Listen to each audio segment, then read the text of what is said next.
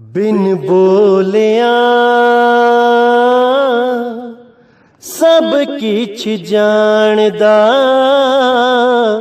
बिन बोलिया सब किछ जानदा। किस आगे कीजे अरदास, किस आगे कीजे अरदास,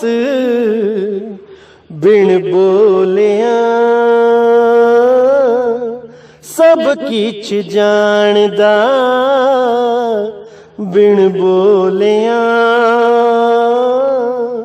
सब किछ जानदा।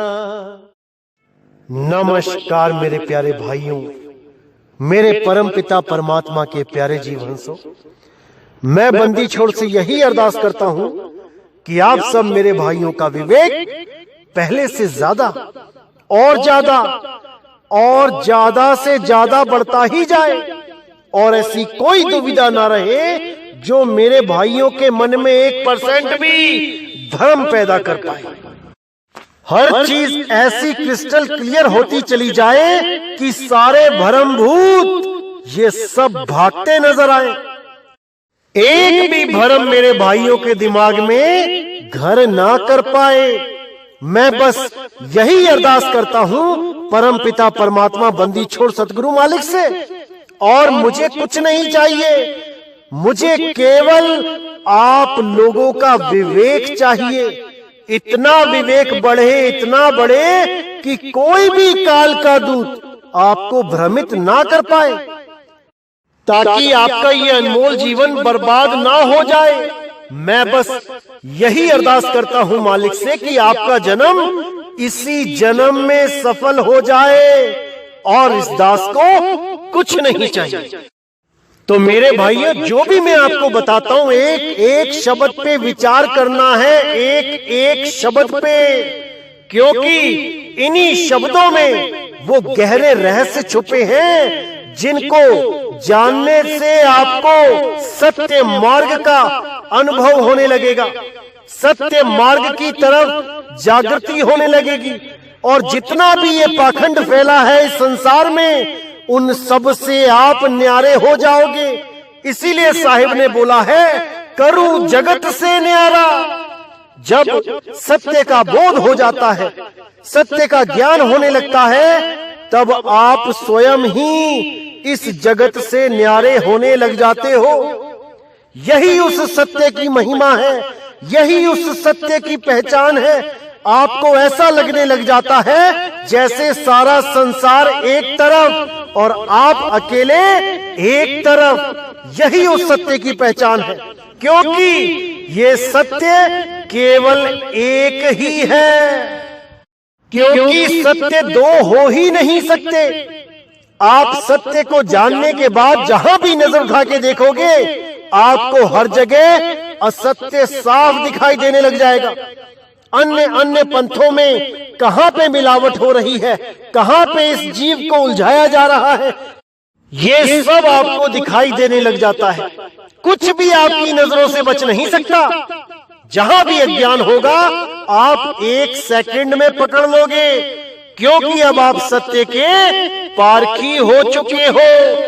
अब आपको परख हो चुकी है, अब आप सत्य के भेदी हो चुके हो। अब आपको कोई भी मूर्ख नहीं बना सकता, कोई नहीं उलझा सकता, कोई नहीं। तो मेरे भाइयों, आज जो हम बात करेंगे, आज हम जिस टॉपिक पे बात करेंगे, वो टॉपिक है परीक्षा। क्या होती है परीक्षा, कौन ले सकता है परीक्षा, किसकी ली जाती है परीक्षा, आज इस पे विचार करेंगे। बड़े बड़े संतों ने अपने शिष्यों की परीक्षाएं ली, बहुत बड़े बड़े संतों ने परीक्षाएं ली। परीक्षा लेने का एक ही मकसद होता है कि कोई भूल ना हो शिष्य को अपनाने में, क्योंकि ये गुप्त भेद है, ये ऐसे ही नहीं बांटे जाते। जो इनका अधिकारी होता है, केवल उसे ही ये गुप्त भेद बताए जाते हैं। मदन साहिब ने और कबीर साहिब ने 36 महीने की बात करी है। 3 साल तक किसी को भेद मत देना। भेद कौन सा मत देना? नाम विदेही का। ध्यान विदेही तो लिखा दिया जाता है, लेकिन नाम विदेही क्या है, कैसा है, उसका भेद 3 साल के बाद ही बताया जाता है, पूरी परीक्षा लेने के बाद। इसीलिए बहुत से संतों ने ऐसे ऐसे शिष्यों को भी नाम दिया है जिन्होंने उन्हीं के पंथ को डुबो दिया, लेकिन वो भेद नहीं जान पाए। पंथों में मिलावट तो कर दी, लेकिन भेद नहीं जान पाए। इसीलिए केवल उसी शिष्य को उस परम भेद को बताया जाता है जो सच में परमपिता परमात्मा का प्यासा है और सारी चतुराई छोड़ के सतगुरु की शरण में आया हो। केवल उसी को ये भेद लखाया जाता है, अन्यथा किसी को नहीं। और ये परीक्षा कम से कम 3 साल की तो होती ही है। कोई भी गलतफहमी में ना रहे कि वो भेद लखा दिया गया है आप लोगों को। अभी आप लोगों को ध्यान विदेही दिया गया है, उसके बाद जो आपके अनुभव होंगे उसके आधार पे अगला भेद लखाया जाता है। बहुत से लोग कोशिश करते हैं कि हमें पहले ही वो भेद लखा दिया जाए, हमें पता लग जाए वो कैसी धुन होती है। अरे भाई, बताने के बाद भी नहीं समझ पाओगे, क्योंकि वो धुन बताई ही नहीं जा सकती। वो अनुभव का विषय है। जब उसको अनुभव करोगे तो खुद ही वो चीज बोलोगे जो मैं सुनना चाहता हूं आपके मुंह से। और जैसे ही आप वो चीज बोलोगे तब वही लखाव होता है, उसी पे यस का साइन लग जाता है, उसी पे ठप्पा लग जाता है कि यही सत्य है। जब तक उस सत्य को आपने अनुभव ही नहीं किया तब तक गुरु के लाख बार बताने पर भी आपको बोध नहीं हो पाएगा, आपकी मुक्ति नहीं हो पाएगी। वो शब्द गुरु की दया होती है, जब वो प्रकट होता है और आपको भी वही अनुभूति होती है जो गुरु को हो चुकी है। अब कहते हैं ना कि घायल की गत घायल जाने। जिसको कभी पथरी का दर्द हुआ ही ना हो वो भला उसकी गति क्या जाने। जिसको 24 घंटे पथरी का दर्द हो रहा है वो कल्पना भी नहीं कर सकता कि वो दर्द कैसा है, क्योंकि पथरी का दर्द बाकी दर्दों से बहुत ज्यादा भिन्न होता है। पेट दर्द से, सर दर्द से बहुत ज्यादा भिन्न होता है। वो इतना तीखा दर्द होता है कि उसको झेलना आम आदमी के बस की बात नहीं रहती। उसको नशे के कैप्सूल खिलाने पड़ जाते हैं, ऐसा भयानक दर्द होता है। इसी प्रकार जब कोई अनुभवी शिष्य हमें बताने की कोशिश करता है कि वो क्या चीज है, वो क्या चीज मिल गई है उसे, उसके बताने मात्र से ही पता लग जाता है कि इसको वो वस्तु मिली भी है या नहीं। बहुत से फोन आते हैं, बहुत से, कि मुझे ये धुन सुनाई दे रही है, मुझे वो धुन सुनाई दे रही है, लेकिन केवल 7-8 लोगों के अलावा और कोई भी नहीं उस चीज को प्राप्त कर पाया है अभी तक। तो इसीलिए मैं कहता हूं कि परीक्षा बहुत जरूरी है। बिना परीक्षा के कोई भी आगे बढ़ ही नहीं सकता। अगर परीक्षाएं जरूरी ना होती तो किसी भी क्लास में परीक्षा होनी ही नहीं चाहिए थी, क्योंकि परीक्षाओं से ही आप लोग मजबूत होते हो, परीक्षाओं से ही आप लोग उन्नति करते हो। अगर क्लास में परीक्षा ना हो तो सब के सब जितने भी अधूरे शिष्य हैं वो सब ही आगे बढ़ते चले जाएंगे और ऐसी जगह इकट्ठे हो जाएंगे जहां पर कच्चे घड़े और पक्के घड़े का भेद ही नहीं कर पाएगा कोई। दोनों को एक ही तरह देखा जाएगा, एक ही तरह गिना जाएगा। इसीलिए परीक्षाएं ली जाती हैं ताकि कच्चे घड़े आगे ना जा पाएं, अभी और मजबूत हो जाएं, अभी और पक्के हो जाएं, क्योंकि आगे जाके उनका सामना पानी के साथ होने वाला है। जो पक्के घड़े होंगे वो उस पानी को सह लेंगे, लेकिन जो कच्चे घड़े होंगे वो पानी की धार को नहीं सह पाएंगे और वो वहीं पर फूट के दोबारा से वही कीचड़ में बदल जाएंगे। इसीलिए मैं कहता हूं कि पहले पक्के हो जाओ, ताकि इस पंथ में आने के बाद भी अगर कोई काल का दूत आपको भ्रमित करना चाहे तो कर ना पाए। इसीलिए मैं कहता हूं अभी और विवेक लगाओ, अभी और धीरज धरो, अभी नामदान मत लो, अभी केवल ज्ञान को समझो।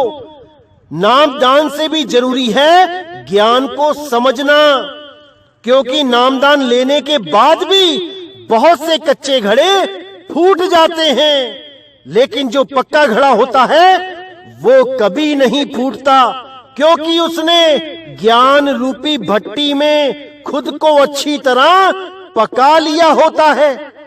अब अज्ञान उसका कुछ नहीं बिगाड़ सकता, कुछ नहीं बिगाड़ सकता। परीक्षा लेने का एक मकसद और होता है, वो ये होता है कि इस पंथ में कोई भी बकवादी इंसान ना घुस पाए, कोई भी ऐसा जीव ना घुस पाए जो काल के दूतों वाला ही काम करने लग जाए, यानी कि पंथ में मिलावट करने लग जाए, ज्ञान में मिलावट करने लग जाए। क्योंकि मेरे भाइयों अभी बहुत से आएंगे, अभी बहुत से आएंगे इस पंथ में, जो आएंगे तो शिष्य बनकर, लेकिन उनका मकसद कुछ और होगा। इस पंथ में मिलावट करना ही मकसद होगा। अभी बहुत से ऐसे आएंगे जिसका संकेत पहले ही मदन साहिब को कबीर साहब ने कर दिया था। उनके ग्रंथों में हर चीज पहले से दर्ज है। मैं समय आने पर उसको पूरी तरह खोल के समझाऊंगा कि कबीर साहब ने मदन साहिब को क्या क्या संकेत दिए थे कि कैसे ये काल के दूत इस पंथ में घुसेंगे और इस पंथ को भी काल का ही पंथ बनाने की पूरी कोशिश करेंगे। लेकिन ऐसा हो नहीं पाएगा, क्योंकि सत्य का उजागर होगा और ऐसा उजागर होगा कि कोई भी काल का दूत इस ज्ञान के आगे टिक नहीं पाएगा। काल के दूत पूरा जोर लगाएंगे कि अज्ञान को फैलाया जा सके, ज्ञान को लुप्त किया जा सके। लेकिन मेरे भाइयों, अब समय आ गया है, अब समय आ गया है कि इस ज्ञान को पूरे विश्व में फैलाया जाए और केवल एक मत होकर सब के सब जीवहंस उस परम पिता परमात्मा की, उस वाहे गुरु अकाल पुरुष की भक्ति करें, उस अल्लाह की, उस गॉड की भक्ति करें, क्योंकि वो एक ही है। केवल 52 अक्षरों की वजह से हमने उसको अलग अलग नाम दे दिए हैं और इन्हीं नामों में उलझ के बार बार जन्मते मरते रहते हैं, क्योंकि हम नाम के पीछे पागल हो जाते हैं, जबकि हमें वस्तु की खोज करनी चाहिए। पानी कहो, जल कहो, वाटर कहो, नीर कहो, इन नामों में नहीं झगड़ा करना है, वस्तु की खोज करनी है। वस्तु से ही हमारी प्यास बुझेगी, ना कि इन नामों के पीछे लड़ाई झगड़े करने से। इसीलिए साहिब ने बोला है, एक वस्तु के नाम बहुत, लीजिए वस्तु पहचान, नाम पक्ष मत कीजिए, सार तत्व ले जान। उस सार तत्व को जान लेना चाहिए, ना कि नामों के पीछे झगड़े करने चाहिए। आज यही झगड़ा सारे संसार की विनाश का कारण बना हुआ है कि मेरा राम बड़ा है, मेरा अल्लाह बड़ा, मेरा वाहेगुरु बड़ा, मेरा गॉड बड़ा, मेरा बुद्ध बड़ा, मेरा महावीर बड़ा। अरे मेरे भाई, सब एक ही हैं। आत्म दृष्टि से चीन के तो देखो, सब एक हैं, बस उस एक को ही हम प्राप्त नहीं कर पा रहे। इसीलिए एक से अनेक होके केवल और केवल झगड़ा ही करते जा रहे हैं। अरे वो एक वस्तु हमारे पास है, हमारे पास है, और हम उसे ढूंढने के लिए पता नहीं कहां कहां भटक रहे हैं। सब संतों ने इशारा कर दिया, सब भक्तों ने इशारा कर दिया, लेकिन हम नहीं समझ पाए। हम हमेशा झगड़े ही करते रहे और करते ही रहेंगे, अगर अब भी नहीं समझ पाएंगे कि मूल ज्ञान क्या है। चारों युगों में एक बार ये मूल ज्ञान विराट रूप लेता है।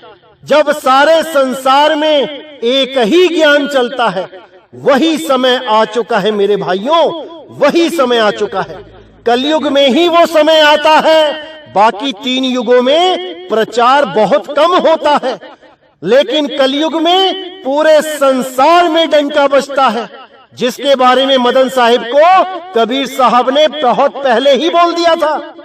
जब मैं उनकी वाणी खोलूंगा तब एक एक चीज समझ में आएगी कि कैसे पहले ही सारा प्री प्लानिंग करके इस पंथ को निर्धारित किया गया, इस पंथ को छुपा के रखा गया, इसको उजागर नहीं होने दिया, क्योंकि सही समय आने पर ही इस पंथ का ऐसा उजागर होना था कि कोई भी इसको रोक नहीं पाएगा। इस मूल ज्ञान के आगे सारा अज्ञान नतमस्तक हो जाएगा। जितनी भी पुरानी रीति रिवाजी हैं, जितने भी पुराने पूजा अर्चना है, वो सब इसमें समाहित हो जाएंगी, क्योंकि एक सार शब्द को जानने मात्र से है जप तप व्रत नित्य नेम सब उसी में ही आ जाता है। जैसे बोला गया है, हाथी के पांव में सबका पांव। हाथी के पांव का साइज इतना बड़ा होता है कि उसमें सारे पांव आ सकते हैं, हर जानवर का पांव आ सकता है। इसीलिए इस मूल ज्ञान को छुपा के रखा गया, ताकि सही समय आने पर इसको सही तरीके से उजागर करके पूरे विश्व में डंका बजाया जाएगा, परम पिता परमात्मा सतगुरु बंदी छोड़ के नाम का। लेकिन बहुत से रुकावट डालने वाले भी आएंगे, ये भी बताया गया है मदन साहिब की वाणी में। इसलिए मेरे भाइयों, अभी तो केवल परीक्षा चल रही है। इस पंथ में आके कौन क्या कर रहा है, अभी केवल परीक्षा चल रही है, और वो परीक्षा मैं स्वयं ले रहा हूं। जो भी विश्वास पात्र बनने की ज्यादा कोशिश करता है, उसकी ही परीक्षा ली जाती है कि देखे तो सही क्या मकसद लेके आया है ये इस पंथ में, जाने तो सही आखिर ये चाहता क्या है। और यकीन मानना मेरे भाइयों, बहुत से लोगों की मैंने परीक्षा ली और बहुत से लोग फेल हो गए।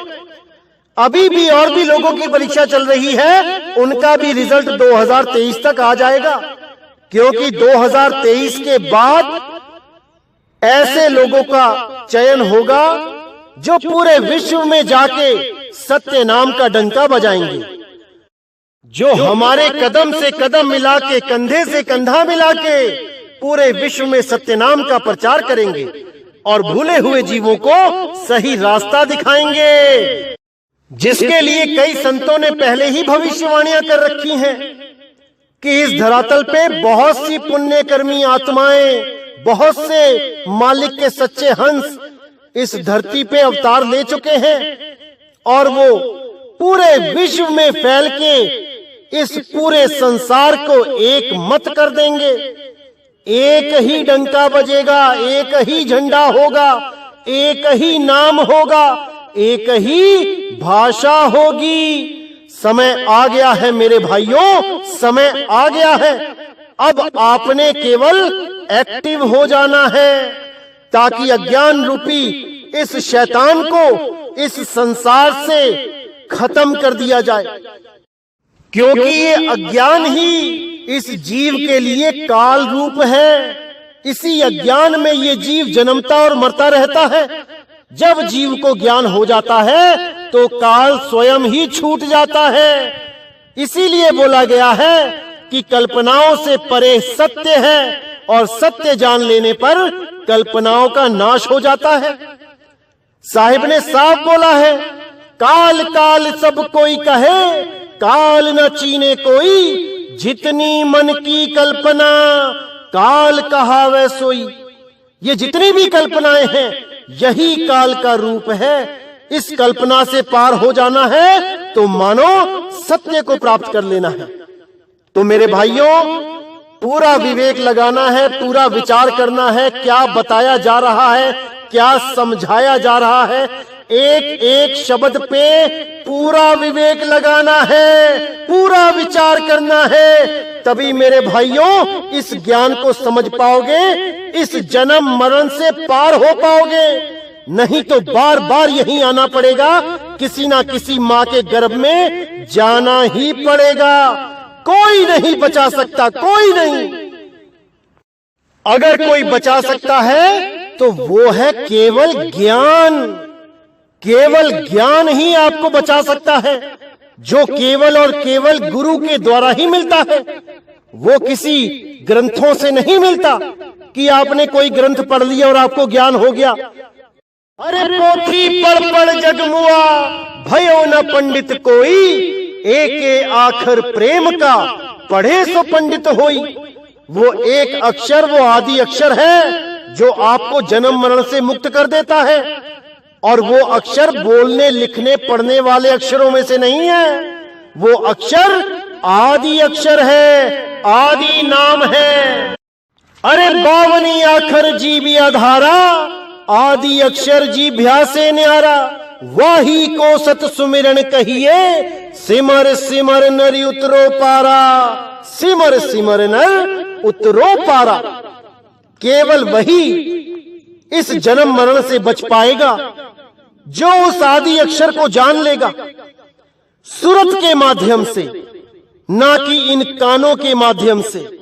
जो उस आदि अक्षर को पहचान लेगा सूरत के माध्यम से, ना कि इन आंखों के माध्यम से कि किसी किताब में पढ़ लिया, देख लिया, हो गया आदि अक्षर का ज्ञान।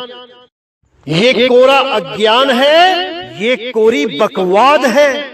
इन चक्रों में नहीं उलझना है मेरे भाइयों, केवल वो करना है जो आपको बताया गया है। जब आपकी सूरत उस देश में पहुंचेगी, वो खुद ही जान जाएगी कि तुम्हारा पिया कैसा है, तुम्हारा पीव कैसा है। तो मेरे भाइयों, केवल वही करना है जो आपको अच्छी तरह समझा दिया गया है। बाकी सब मालिक पे छोड़ दो। वो बंदी छोड़ है, वो दयाल है, वो पूरी दया करेगा। और आपको एक और बात बताना चाहूंगा कि जब मैं परीक्षा लेता हूं किसी की, तो मुझे ग्राउंड लेवल पे आना पड़ता है, यानी कि अपने लेवल को बहुत निचले स्तर का दिखाना पड़ता है। ऐसी बातें भी करनी पड़ती हैं जिनको अगर आप सुनोगे तो आपको लगेगा ये कैसी बातें कर रहा है। लेकिन वहां पर मेरे भाइयों, मैं केवल परीक्षा ले रहा होता हूं सामने वाले की, कि वो कितना अटल है, वो क्या लक्ष्य लेके आया है इस पंथ में। ये सारा मुझे देखना ही पड़ता है, क्योंकि आपको पता ही है कि 10 सालों से मैं अकेला ही प्रचार कर रहा हूं और इस मुहिम को आगे बढ़ा रहा हूं। इसलिए मुझे पूरा ध्यान देना पड़ता है, पूरी परख करनी पड़ती है कि कौन कितने पानी में है, कौन इस पंथ में आके जीवों के लिए मददगार होगा या कौन इस पंथ में आके जीवों के लिए हानिकारक होगा। मुझे हर चीज देखनी पड़ती है। इसलिए कोई भी रिकॉर्डिंग अगर आपके पास आती है वायरल होके, तो उस पे ध्यान मत देना, बल्कि इस बात को अच्छी तरह समझ जाना कि जिसके साथ ये वायरल हुई है रिकॉर्डिंग, जिस आदमी के साथ, उसकी ही परीक्षा चल रही है। और वो ये सोच के वायरल कर रहा है कि नितिन दास का लूज पॉइंट उसके हाथ में लग गया। ऐसे ही लोगों को 2023 तक इस पंथ से बाहर का रास्ता दिखाया जाएगा मेरे भाइयों, क्योंकि इस पंथ में वही टिकेगा जो परमात्मा का सच्चा आशिक होगा, जो परमात्मा का सच्चा प्रेमी होगा, जो परमात्मा का सच्चा भगत होगा। इन चालाक जीवों के लिए, इन काल के दूतों के लिए इस पंथ में कोई जगह नहीं होगी। 2023 तक छटनी अच्छी तरह कर दी जाएगी। आधे तो निकल ही चुके हैं और जो है वो निकाल दिए जाएंगे, क्योंकि ये पंथ केवल और केवल भक्ति मार्ग के लिए बना है, ना कि पॉलिटिक्स के लिए या लोगों को भ्रमित करने के लिए या कोई अलग से नया गुरुडम चलाने के लिए कि आज ही नाम लिया और कहने लग गए कि मेरा सार शब्द आज ही प्रकट हो गया, आज ही मुझे आवाजें सुनाई देने लग गई, आज ही मुझे परमात्मा मिल गया। ऐसे बहुत से आएंगे मेरे भाइयों, आपने सावधान रहना है, हर बात को मेरे साथ शेयर करना है, क्योंकि ऐसे लोगों को इस पंथ में रहने का कोई हक नहीं है। जो भी जीवों को भ्रमित करता है वो परमात्मा का दोषी है, वो परमात्मा के पंथ में रहने लायक नहीं है। जैसे धर्मदास जी को सीधे बोल दिया गया था कि तुम्हारा ही लड़का नारायण दास इस पंथ में रहने के लायक नहीं है, उसे यहां से निकाल दो। और धर्मदास जी ने अपने ही सगे लड़के को अपने घर से निकाल दिया था। अगर ना निकालते तो वही आगे चल के बहुत बड़ा रोड़ा बन जाता। इसी प्रकार अभी छटनी हो रही है मेरे भाइयों, अभी जल्दबाजी नहीं करनी है। कोई भी ऑडियो वायरल होती है उसको होने दो, उस पर ज्यादा ध्यान मत दो, क्योंकि अभी बहुत से लोगों की परीक्षाएं बाकी हैं। अभी बहुत सी परीक्षाएं होंगी, अभी बहुत सी परीक्षाएं होंगी। इसलिए केवल अपनी भक्ति पे ध्यान दो, सत्य असत्य पे ध्यान दो। नितिन दास किसके साथ क्या बात कर रहा है इस पे विचार मत करो, क्योंकि मेरी ड्यूटी परमात्मा ने जो लगाई है वो मुझे निभानी ही पड़ेगी, इन जीवों के लिए, इन हंसों के लिए, ताकि कल को कोई ऐसा काल का दूत इस पंथ में प्रवेश ना कर जाए जो आगे बहुत बड़ा रोड़ा साबित हो। इसलिए मेरे भाइयों केवल भक्ति करो, सत्य असत्य का निर्णय करो। नितिन दास किसके साथ कैसी बात कर रहा है, क्या बात कर रहा है, किसके बारे में कैसी बात कर रहा है, इस पे विचार करना आपका काम नहीं है। आपका काम है केवल सत्य असत्य का निर्णय करके उस परम पिता परमात्मा के सच्चे नाम को ध्याना। आपका केवल यही कार्य है। तो मेरे भाइयों, इसी के साथ आज मैं वाणी को विराम देता हूं और मैं फिर बोलूंगा कि किसी भी वायरल ऑडियो पे ध्यान मत दो। अभी बहुत से लोगों की परीक्षाएं चल रही हैं और बहुत से लोगों का रिजल्ट आना बाकी है। जब रिजल्ट आ जाएगा तो आपको स्वयं पता लग जाएगा कि कौन इस पंथ में है और कौन इस पंथ से जा चुका है। समय आने दो मेरे भाइयों, सब कुछ सामने आ जाएगा, सब कुछ। इसलिए आप केवल भजन करो, भक्ति करो, जिस काम के लिए आप इस पंथ में आए हैं केवल वही कार्य करो, बाकी सब मुझ पे छोड़ दो। उसकी टेंशन आप मत लो कि क्या होगा, कैसे होगा, क्या करना है, किससे क्या कहना है, वो मैं खुद देखूंगा। आप केवल अपना कार्य संपूर्ण करो, जिस कार्य को करने के लिए आप इस पंथ में आए हो। बाकी सब बातें छोड़ दो। तो इसी के साथ मुझे विदा करें और अगला सत्संग बहुत जल्दी आएगा। बोलिए सतगुरु बंदी छोड़ सतगुरु सत्य कबीर साहिब की सदा ही जय हो, सदा ही जय हो मेरे मालिक की साहिब बंदगी सतनाम।